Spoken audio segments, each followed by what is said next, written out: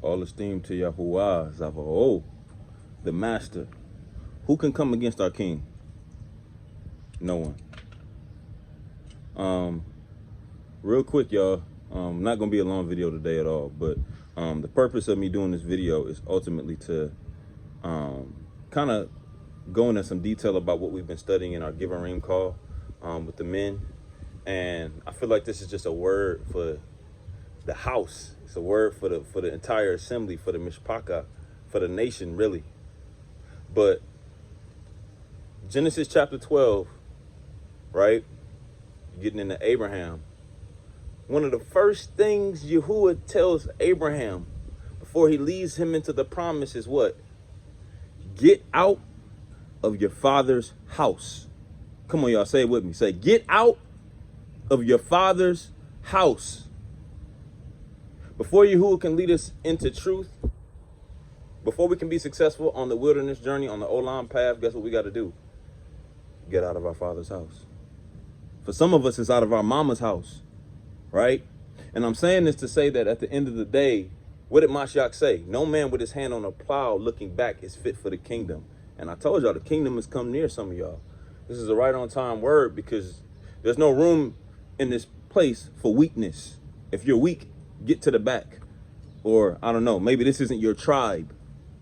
Some of y'all are contemplating on whether or not this is the tribe for them, but let me answer you this question. Are you willing to hear the voice of Yahuwah and get out of your father or your mother's house?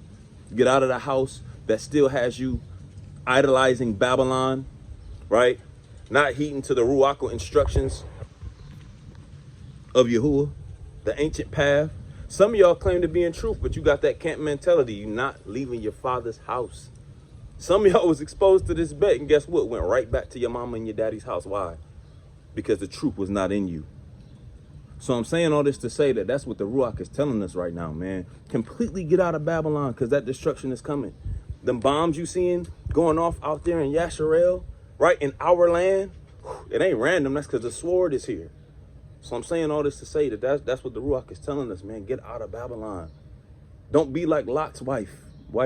Preached on that last week, right? Who did what? Died.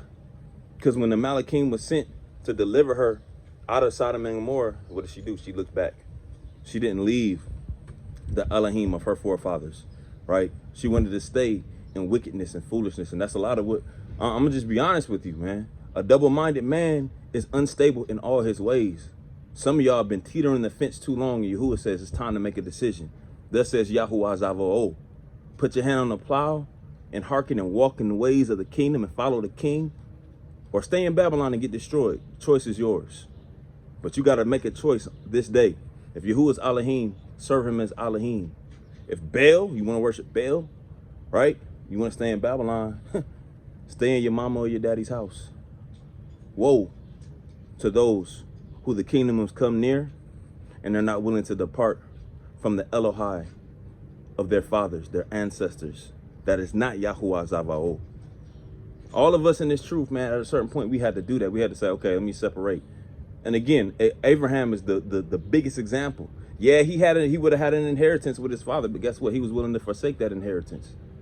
And hallelujah, his father chose to try to follow him, but he can only follow him so far, right? He followed him all the way up to Haran, and then he died. And he died, why? Because he was still attached to those Babylonian gods. And that's what a lot of people in truth are struggling with, man. And I want to say this too, all to my grafted in brothers and sisters. Same thing with y'all. Y'all not exempt as well. You got to make a decision. Are you willing to be persecuted for truth? Or are you going to be scared when the fire turns up on you? When we get persecuted and our own brothers and sisters deliver us up to the councils like they've been trying to do. But guess what?